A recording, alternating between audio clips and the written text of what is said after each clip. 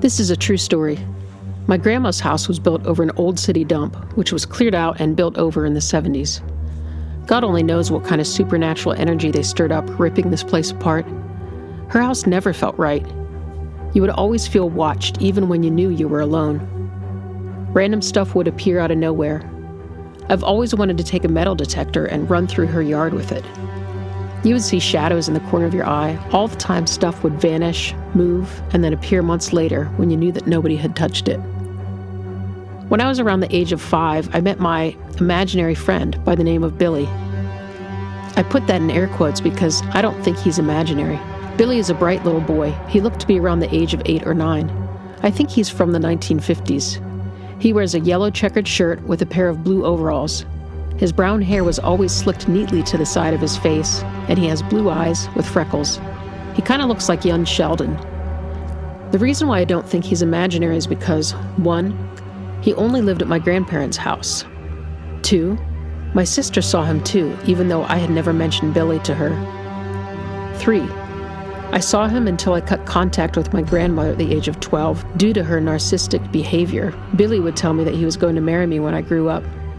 He would hold my hand, kiss me, and play with my hair. He even gave me a ring that I still own. Whenever I would mention Billy to my parents or my grandparents, they would tell me that I was imagining things. Billy and I would always play together. His favorite game was hide and seek, but Billy would play dolls with me as well. He would play anything I asked. As I got older, I would normally just talk to him. Sometimes we would play games, but it wasn't as often as it was when I was younger. Of course, Billy didn't age. Despite me growing older than him, he was still focused on marrying me. When I would ask him where his parents were, he wouldn't say anything. He would often just look at his shoes or tell me he didn't want to talk about it. In fact, he would often do the same thing whenever I would ask him about anything involving his family or home life. I once asked him why he was here. He told me he died in a brutal way and that he couldn't move on. He didn't tell me anything more. When I asked him how he died, once again he stared at his shoes and told me he didn't want to discuss it, so I left it alone.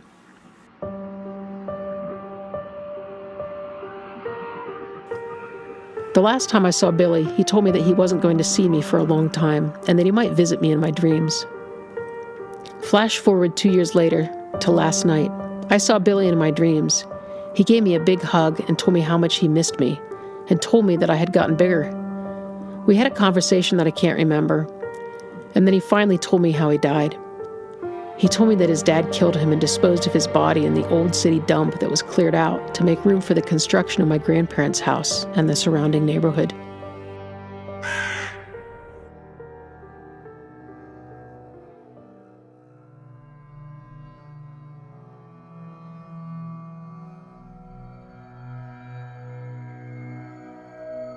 So this is my second story I've shared.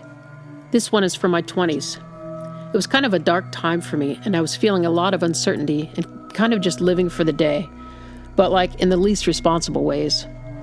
Also, this is a string of events, and I think it was kind of a battle for me, like as the object. It gets pretty terrifying. First thing, my flip phone goes off, and it's a voicemail from a 5-digit number. I think 44444. The voicemail sounds like a young girl humming a tune for like a minute. It freaked me out at first, but I started to feel comforted by it. I saved it, and I listened to it often for a few weeks, sometimes sharing it with others who'd always freak out about it. Due to the calming tone of it, I wanted to believe it to be an angel, and I was hoping for the guiding kind. Though I was not a practicing Catholic and I didn't read the Bible, I believed in God and I prayed often, except maybe around this time in my life. I even remember hanging out with a friend who thought he attracted ghosts, and he had a stupid app on his iPhone that supposedly ghosts can interact with to show you words. He usually just got weird stuff, if anything. But he hands me the phone and the energy changes. I get 44, bike, angel. I got heavy chills, and I think I may have actually cried. I was still healing from breaking my leg and being unable to pursue my escape of downhill mountain biking. It truly was taking a toll on me, and I might have been depressed. All the words that stupid app gave me had kind of a meaning to me. So a few days later, I'm at a party, and I play the voicemail for someone, and they get creeped out. They asked me to replay it and then one more time for someone else, but I accidentally hit 4 instead of 7 and I deleted it. I was actually pretty bummed out and I felt like I lost something precious. I got to my grandma's house. She's a very religious Filipino Catholic. Her reaction was different. I forget if she said it may be an angel or an evil spirit, but she was certain there is an evil spirit in pursuit of me. She tells me she'll give me a little Jesus statuette for protection, but when we opened the door to her room where her figures are, she got freaked out. Her religious figures were all originally at the corner facing the door, but they were all rotated and facing the wall. We went in and the figure she had in mind for me had the head broken off. All this time I'm praying and noticing the sensation of something being around. Some nights later I'm coming home from a party around 3 or 4 a.m. I made a right turn at a pretty good speed, but I had a green light. I noticed headlights coming at me from 7 o'clock at extra high speed. I reacted, thinking it's a drunk driver running a red light at 90 miles per hour, and I drove up the center divider, crashing the car. I got out, and the car was totaled, and there's this homeless guy nearby who saw the whole thing. I talked to him, and he said there was no other car. I don't know what the road incident was about, or if it's even related. If it were, I don't know what purpose there may have been in me wrecking that car, which I really liked. But after that, the spooky stuff ceased for a long while.